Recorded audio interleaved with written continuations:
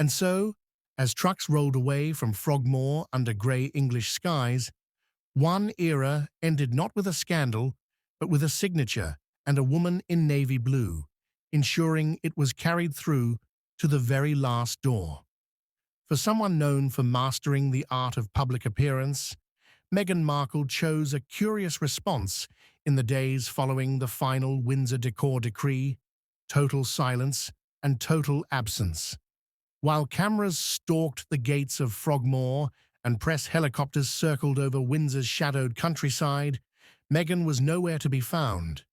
Not in Montecito, not in London, not even on social media. It was as though the woman once dubbed the most photographed royal bride in history had vanished into smoke.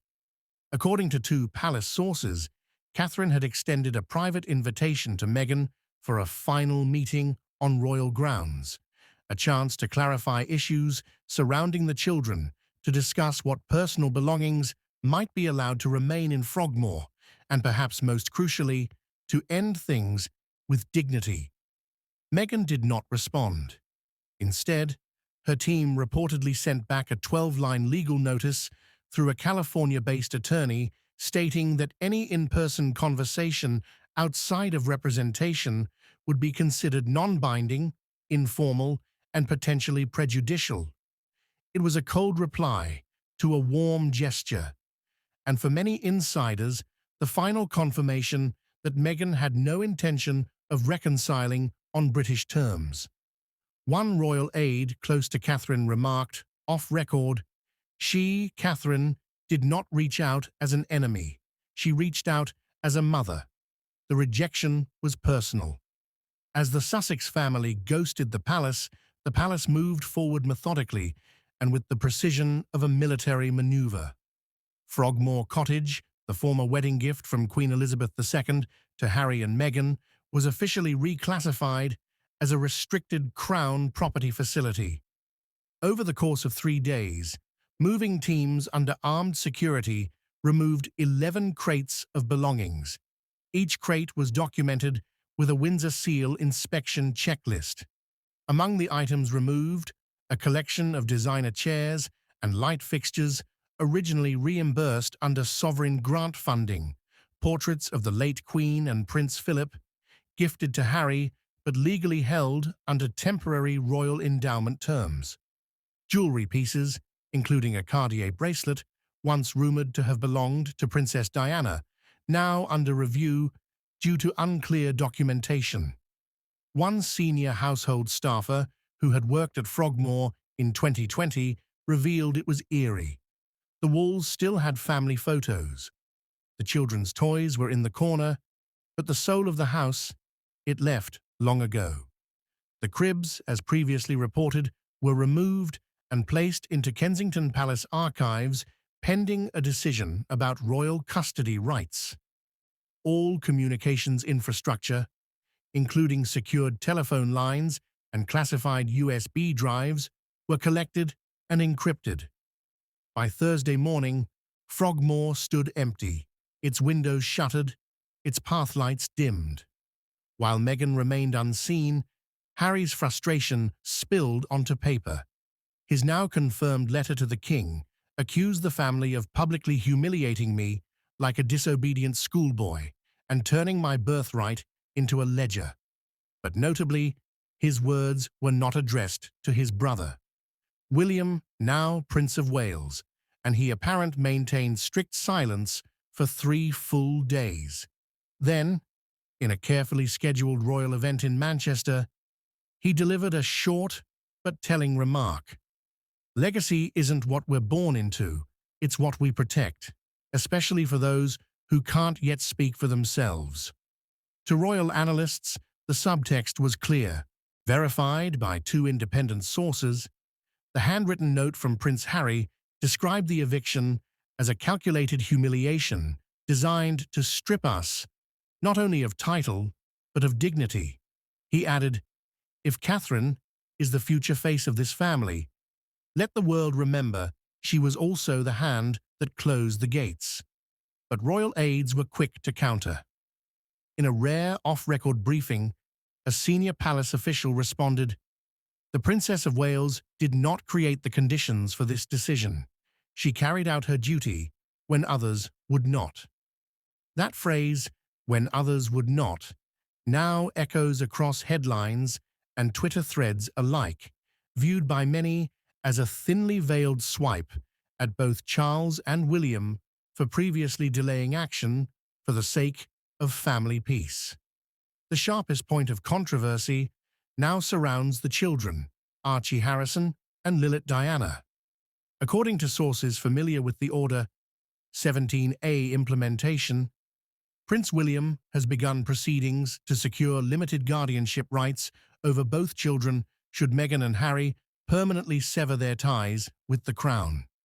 One royal aide described it as a preemptive move to preserve lineage clarity, and while no legal filing has been made public, the mere suggestion of such an action has sent shockwaves through the global press, with fierce debate over whether it amounts to monarchical overreach or necessary protection for royal blood-looded minors.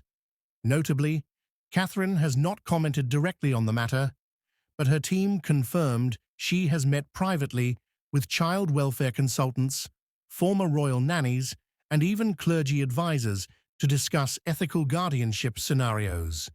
The press calls her actions steely. Insiders call them heartbreaking. Behind closed doors, insiders say Charles and his senior advisors are now enforcing a doctrine they call the Windsor Reset, a new policy architecture meant to align royal symbolism with legal clarity, moral responsibility, and fiscal transparency. At its heart lies a sobering realization. Royal privilege cannot exist without royal responsibility. By placing Catherine at the helm of its first major purge, the monarchy may be making more than a political statement. It may be creating a new archetype, a queen not of pity nor performance, but of enforcement. As one palace aide summarized, Diana won hearts, Camilla survived the press, but Catherine may be the one who keeps the monarchy standing. The monarchy stands not only on legacy, but on accountability. It is our duty to protect its values, its trust, and most importantly, its children.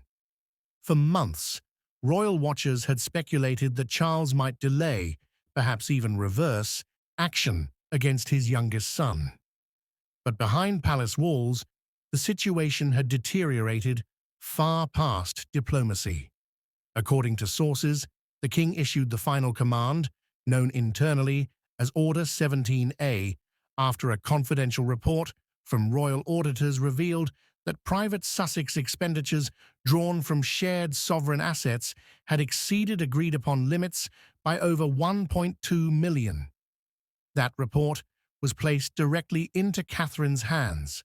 Within hours of the order, a specialist transition team known as the Royal Asset Custody Group was dispatched to Frogmore to oversee the physical retrieval of royal property. This included not just paintings, antiques, and protected heirlooms, but also classified communication devices, secure briefing folders, and multiple digital archives related to prior royal engagements. Every item purchased or maintained with royal funds was catalogued and removed. Meghan's designer furnishings, personal journals, and clothing were placed into sealed containers and escorted off the premises under the watch of royal guards. According to one insider, even the children's cribs, gifted by the Queen in 2019, were taken into storage pending custody clarification. The Crown was not just closing a door, it was erasing an era. At the center of this storm was Catherine stepping into a role no other royal woman had dared to embody since the late Queen herself, executive of consequence. And she did so without theatrics, but with a firmness that sent a clear message. This was not about personal grudges. This was about royal discipline. For 2 days, there was nothing but silence from California. But then, on the evening of the second day, a private letter addressed to King Charles leaked to the Times. My mother would have known that she had been deceived. She was failed not just by a rogue reporter, but by leaders at the BBC who looked the other way, rather than asking the tough questions. From Buckingham Palace.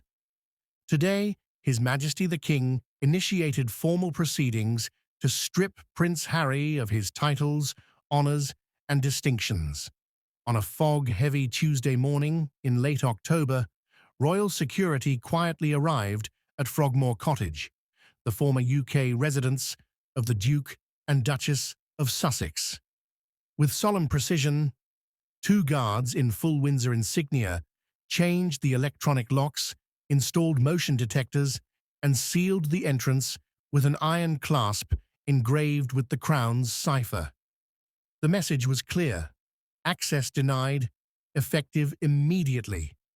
What followed was a series of cascading actions, swift, deliberate, and absolute. Within 48 hours, Prince Harry and Meghan Markle were formally stripped of all remaining royal privileges, titles, financial allowances, housing arrangements, travel security, even the symbolic use of monograms bearing the crown. Every trace of institutional affiliation was revoked under a private decree signed by King Charles III. The man who once walked behind his mother's coffin under the world's watchful gaze was now in every official capacity no longer a working royal. And this time, there would be no second review, no soft compromise. The decision was final. But what stunned insiders and outsiders alike wasn't just the brutal clarity of the action. It was who delivered it. Wearing a navy coat dress and a single diamond brooch, once owned by Queen Elizabeth II, Catherine, Princess of Wales, stepped before the cameras outside Windsor Castle the morning after the locks were changed. She did not smile. She did not waver. Flanked by 2 royal aides and speaking with the full authority of the Crown, she issued a carefully